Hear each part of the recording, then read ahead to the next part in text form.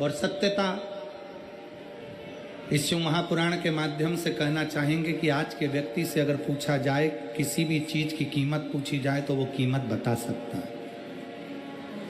कोई तुमसे पूछे कि एक अच्छे शोरूम में से हम ये कपड़ा लेकर आए हैं, ये कपड़ा इतने का है, तो आप कीमत बता दोगे? हाँ, ये शर्ट 1200 रुपये की है।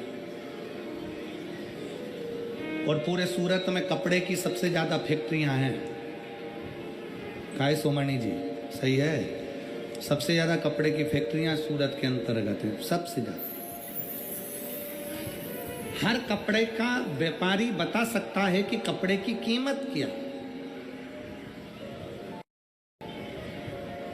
किसी व्यक्ति से पूछो सोने की कीमत क्या है, सोने की कीमत बता देगा। चांदी की कीमत क्या है, चांदी की कीमत बता देगा। लकड़ी की कीमत क्या है, लकड़ी की बता देगा।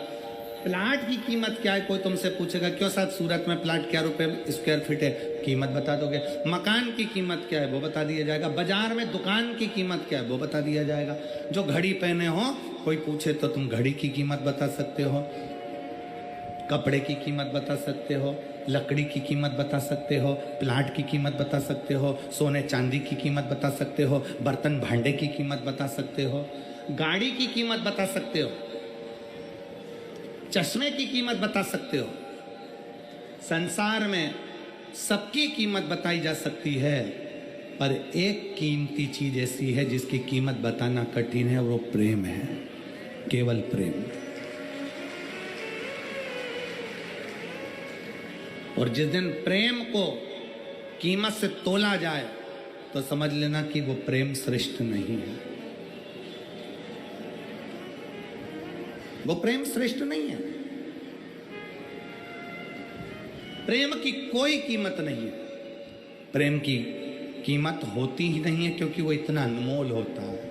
शिव महापुराण की कथा कहती है, माता सती नेत्र बंद कर कर बैठी रही, भगवान शंकर सामने डमरू बजाते रहे। शंकर भगवान ने जैसे डमरू का नाद करा, सती माता समझ गई कि मेरे शिव मेरे लिए आए हैं, क्योंकि शंकर मुझसे बहुत प्रेम करते हैं, मुझे स्नेह करते हैं। शिव मुझे बहुत प्रेम करते हैं, इसलिए शिव आए। और जिस समय आपके प्रेम की प्रबलता प्रबल हो जाए, जिस समय आप शंकर भगवान के मंदिर में दीप लगाने के लिए जा रहे हो, पशुपति व्रत करने के लिए जा रहे हो, सफेद आंकड़े की जड़ बांधने के लिए जा रहे हो, शंकर जी को एक लोटा जल चढ़ाने के लिए जा रहे हो, जब तुम्हारी प्रेम की पराकाष्ठा पूर्ण हो जाए, प्रेम प्रबल हो जाए, प्रेम बढ़ता चले जाए, समझ लेना कि शिव तुम्हारे करीब में आते चले जा रहा है, क्योंकि प्रेम से ही भगवान प्रकट हो सकते। एक बेटी बैठी है यहाँ, एक लड़की बैठी है जो जन्म से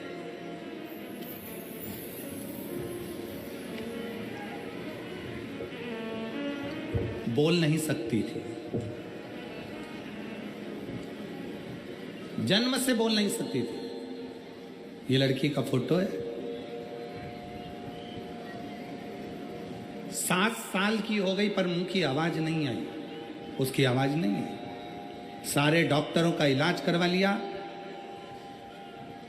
बधिर का सर्टिफिकेट मिल गया कि ये बोल नहीं पाएगी। गीता बेन, प्रदीप भाई बारिया, जरा क्लोज करके बताना तो सब लोग पढ़ भी लेंगे उसको कि नाम सही बोला है कि गलत बोला है। गीता बेन, प्रदीप भाई बारिया, घर number 30, Radhika park, society, Poona भावे सूरत। कहीं बैठी हो तो हाथ हिला सकती हैं, अगर कहीं बैठी हो तो हाथ हिला सकती हैं। गीता बेन, प्रदीप भाई बरिया, घर number 30, Radhika park, society, Poona भावे सूरत। बाबा का मैं क्या गुणगान करूं गुरुदेव। मेरी बेटी की उम्र 7 वर्ष है, उसकी आवाज नहीं आई, वाणी बोल नहीं पाती थी, शब्द नहीं था उसका। उसका सर्टिफिकेट मिल गया बधिर का कि ये बोल नहीं सकती। तब किसी ने बताया कि शिव महापुराण की कथा टीवी पर आती है और उस कथा को सुनो, बेटी को भी सुनाओ। मंदिर में जाकर 1 लोटा जल चढ़ाओ। तब मैंने बाबा के मंदिर में अपनी बेटी को भेजना प्रारंभ करा। मंदिर जाती, शिव मंदिर में जाकर वहां पर 1 लोटा जल चढ़ाती और बाबा के मंदिर में जाकर झाड़ू पोछा लगवाती। मेरी लड़की से मैंने कहा कि तुम भी जल उठाओ, मंदिर को धो साफ करो और बाबा का स्नान करा कर वो जल को पीना प्रारंभ करो। बहुत दिन निकल गए पर मेरी बेटी की आवाज नहीं आई। तब फिर किसी ने कहा एक काम करो, रुद्राक्ष महोत्सव हो रहा है सीहोर में।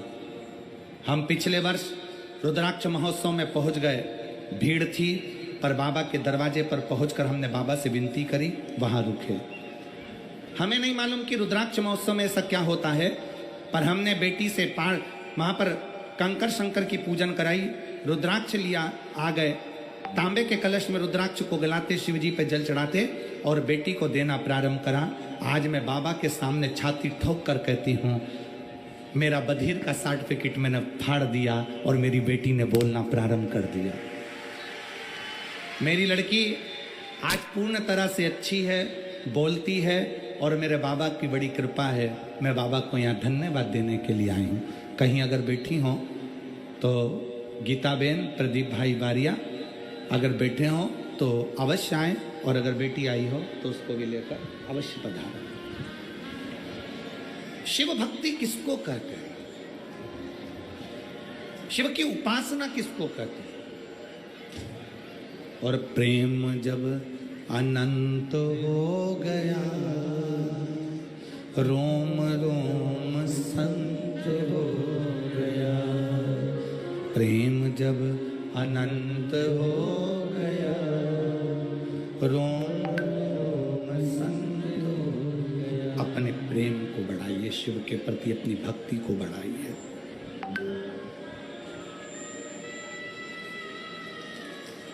जब शिव की भक्ति बढ़ती है, शंकर की भक्ति अग्रण्य होती है, बढ़ती है, तो शिव अपने आप अपने करीब में आते चले जाते हैं। शंकर स्वयं नजदीक में आते चले जाते हैं। भक्ति को बढ़ाओ। हेलो